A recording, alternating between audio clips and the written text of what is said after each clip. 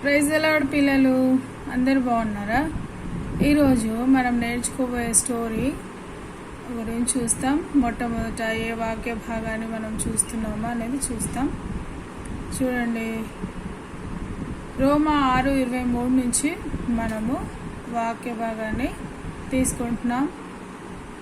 ఏంటదంటే, ఏలైనగా పాపం వల్ల వచ్చే జీతము మరణము, అయితే దేవుని కృపావరము మన ప్రభువైన యేసుక్రీస్తునందు నిత్య జీవము. కాబట్టి పాపము వల్ల వచ్చేటువంటి జీతం ఏంటంటే మరణము, అయితే దేవుని కృపావరము మన ప్రభువైన యేసుక్రీస్తునందు నిత్య జీవమై ఉన్నది. కాబట్టి ఏంటి పాపం అంటే అనేది మనము ఈరోజు ఒక బటర్ఫ్లై స్టోరీ ద్వారా నేర్చుకుందాం. చూడండి, ఒక బటర్ఫ్లై ఉంది. ఆ బటర్ఫ్లై ఏం చేసిందంటే ఒక ఆకు పైన చాలా ఎగ్స్ పెట్టేసి వెళ్ళింది.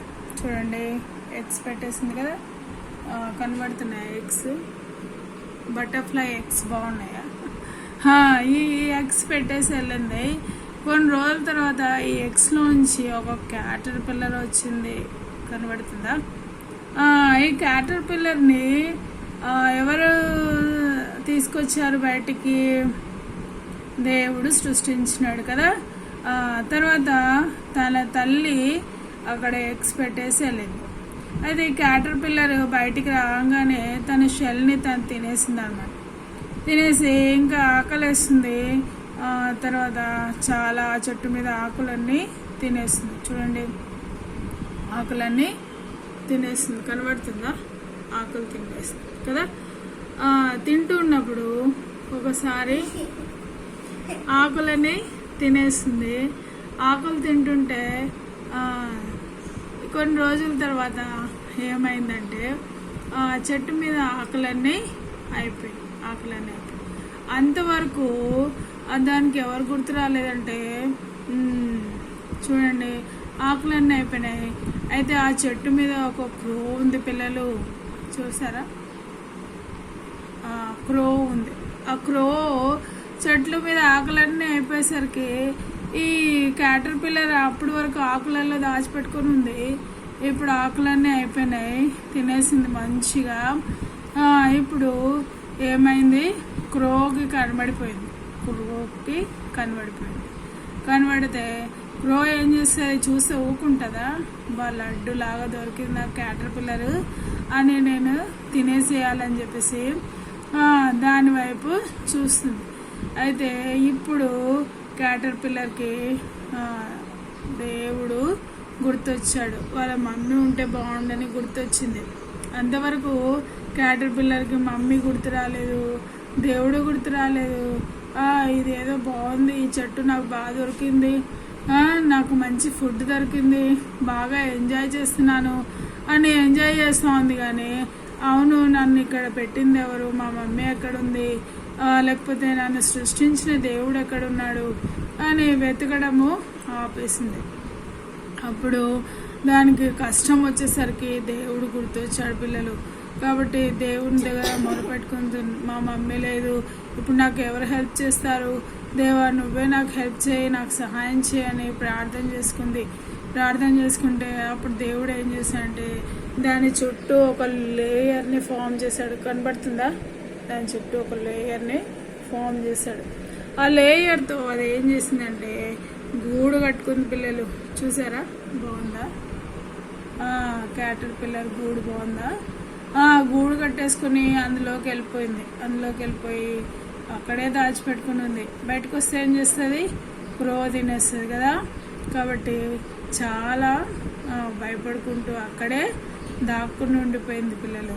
కొన్ని రోజుల తర్వాత దాని ఆకలితో అది చచ్చిపోయేలాగుంది. కాబట్టి దేవుడు ఏం చేశాడంటే దానికి రెక్కలు ఇచ్చాడు. తర్వాత ఆ చిన్న రెక్కలతో ఇంకా అది కొంచెం గ్రో అయిపోయింది. ఇప్పుడు బయటికి వచ్చేసింది. ఎందుకు? రెక్కలతో బయటికి ఎగిరి వెళ్ళిపోవచ్చు. చూడండి, బయటికి వచ్చేసింది. కనబడుతుందా? ఆ షెల్లోంచి బయటకు వచ్చేసి తర్వాత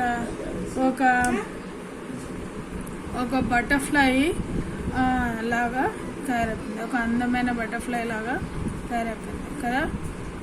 మనం కూడా ఏంటి ఇక్కడ క్యాటర్పిల్లర్ చేసిన పని ఏంటంటే, దానికి బాగున్నప్పుడు ఏమైంది, బాగా లైఫ్ ఎంజాయ్ చేసింది. వాళ్ళ మమ్మీ డాడీ లేకపోతే ఎవరు చెప్పినా ఎవరిని అది గుర్తు చేసుకోలేదు, అది ఒంటరిగా వెళ్ళిపోతూ వచ్చింది.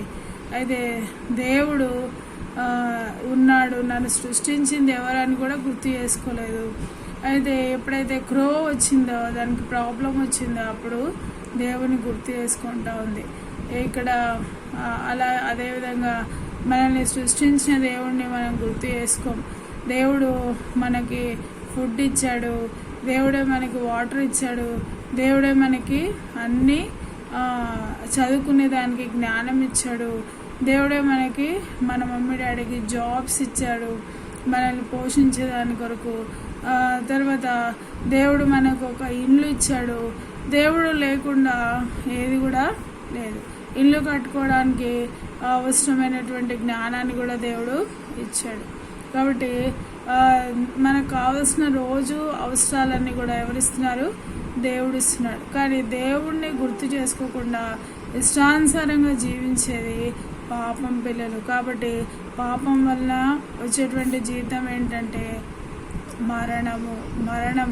చూడండి, పాపం వల్ల వచ్చేటువంటి జీవితం మరణం. అయితే దేవుని కృప ఉన్నాయి. ఎప్పుడైతే దేవుడిని మనం జ్ఞాపకం చేసుకుంటామో, దేవుని సన్నిధిలోనికి వస్తామో, దేవుని దగ్గర ప్రార్థిస్తామో, దేవుడు ఏం చేస్తాడు, ఆయన కృపను మనకిస్తాడు. అది మనల్ని నిత్య జీవంలోనికి నడిపిస్తుంది. ఎలాగైతే ఆ క్యాటర్పిల్లర్ చనిపోవాల్సింది, అయితే దాన్ని ఏం చేశాడు దేవుడు, ఒక లేయర్ ఫామ్ చేసి గూడు కట్టుకునే దానికి హెల్ప్ చేసి ఆ గూట్లో దాచిపెట్టుకునే దానికి దేవుడు సహాయం చేస్తూ వచ్చినాడు. తర్వాత దానికి రెక్కలు ఇచ్చాడు. అక్కడి నుంచి ఎగిరిపోయి మంచి సేఫ్ ప్లేస్లోకి అది వెళ్ళిపోవడానికి దేవుడు సహాయము చేశాడు. అట్లా దేవుడు మనకు కూడా సహాయము చేసేవాడుగా ఉంటాడు. కాబట్టి దేవుడు ఈ మాటలు దీవించుగాక. ప్రార్థన చేసుకుందాం. ప్రేమగల యేసయ్యా, మాకు ఇచ్చినటువంటి కృపను బట్టి మీకు ఎంతగానో వందనాలు. పాపం వల్ల మేము మరణించవలసిన వారము, మిమ్మల్ని జ్ఞాపకం చేసుకోకుండా నష్టపోయిన వారము. అయితే మీరు కృప చూపించారు, సహాయం చేశారు. మీ యొక్క కృపను ఒక వరంగా మాకు ఇచ్చి మమ్మల్ని నిత్య జీవంలోనికి నడిపించినందుకై మిమ్మల్ని స్తుతిస్తూ ఉంటున్నాం, ఆరాధిస్తూ ఉంటున్నాం. చేసిన మేళ్ళన్నిటిని బట్టి మీకు వందనాలు చెల్లిస్తూ, మాకు ఇచ్చినటువంటి నిత్య జీవం కొరకు మీకు వందనాలు చెల్లిస్తూ, మీ రాజ్యం కొరకు వందనాలు చెల్లిస్తూ, దేవా మా పిల్లలందరికీ ఇటువంటి భాగ్యం మీరు దయచేస్తురమ్మని, చిన్నతనంలోనే రక్షణ మార్మన్స్ను దయచేస్తురండి. దేవా, సృష్టికర్తను స్మరణకు తెచ్చుకునేదానికి నాకు కృప చూపించమని యేసే నామంలో ప్రార్థించి వేడుచుంటున్నాను తండ్రి. ఆమేన్. ఆమేన్ చెప్పు.